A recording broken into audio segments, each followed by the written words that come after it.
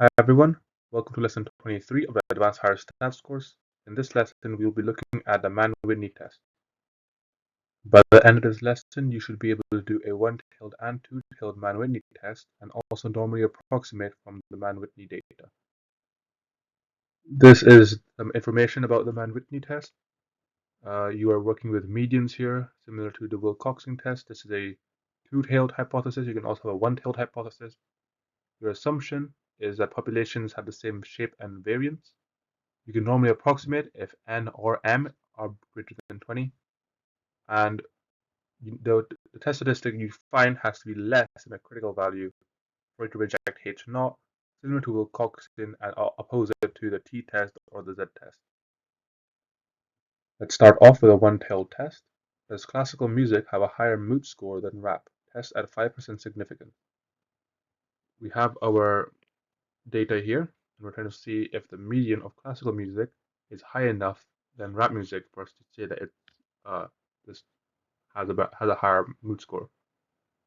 So our hypothesis would be H naught eta C for classical is the same as eta R for rap, and our H1 is our eta, which is eta C, which for classical is greater than eta rap.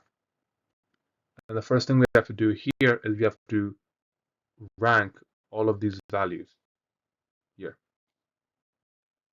That's now done. Now, before we move on any further, we should probably calculate the critical value. And we do that by using our sample sizes. So we have two samples and two sample sizes. So a large one is given the value n. So n is 10 for classical music. And then the smaller one is m, which is 9. Now, on page 15 of your data booklet, you will be given this table and you can find the critical value through there. So if you go to page 15, find the appropriate test statistics. So we have m is 9 here and n is 10. We want to add 5% significance if n is one-tailed. So our critical value is 69. So we can write here is 69. Now we have to get our test statistics, which is Wm. And what Wm is the sum of all the ranks of the rap score. I'll show you how that's done. Wm, and first let's rank all of these scores. So 1, 2, 3, 4, 5, 6, 7, 8, 9, 10, 11, 14, 15, 16, 17, 18, 19. Now Wm is the sum of all the ranks for the rap score, the smaller sample. So it's 1 plus 2 plus 3 plus 8 plus 10 plus 12 plus 13 plus 16 plus 18, and that gives us 83. Now we can't compare this to the critical value just yet. We have to, it says up here, this, W is the smaller of Wm, and m times m plus 1 plus n minus Wm. And whichever is the lower value, we use that and compare it with the critical value. So let's do that equation. And let's do so m is 9. 9 times 9 plus 10 plus 1 minus 83. That gives us 97. So that's greater than 83. So we'll use 83 to compare. Since 83 is larger than the critical value, therefore not enough evidence at 5% significance to reject H naught and suggest the median mood score of classical music is greater than rap. Now let's do a two-tailed question. Use a Mann-Whitney test to test if heart rate differs between men and women at the 95% level.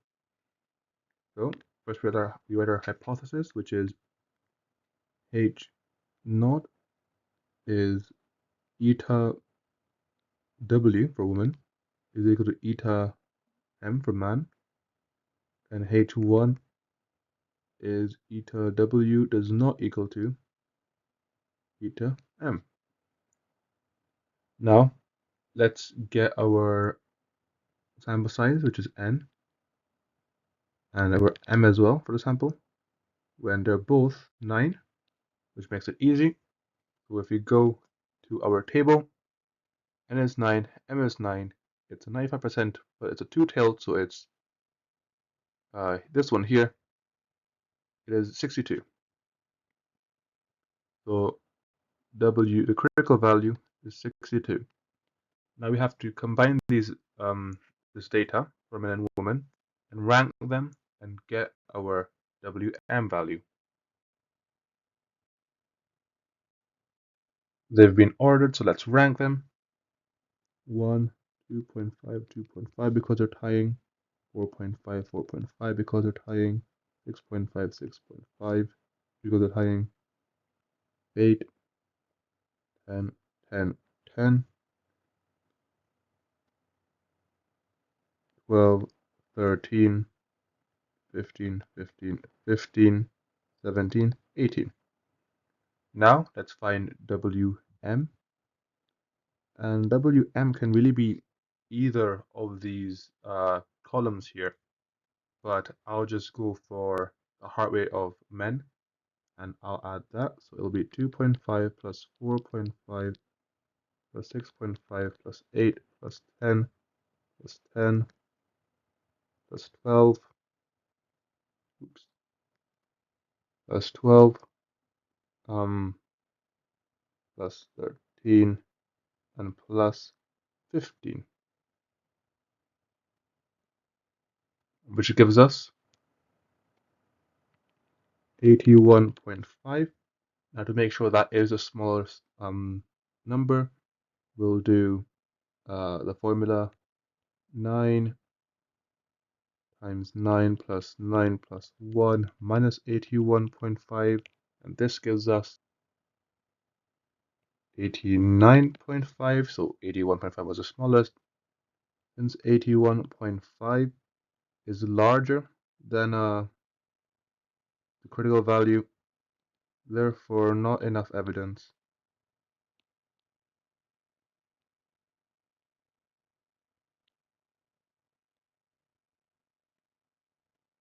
At 5% significance,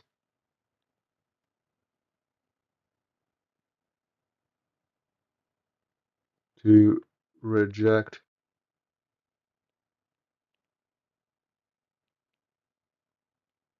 H naught and suggest heart rate differs between men and women.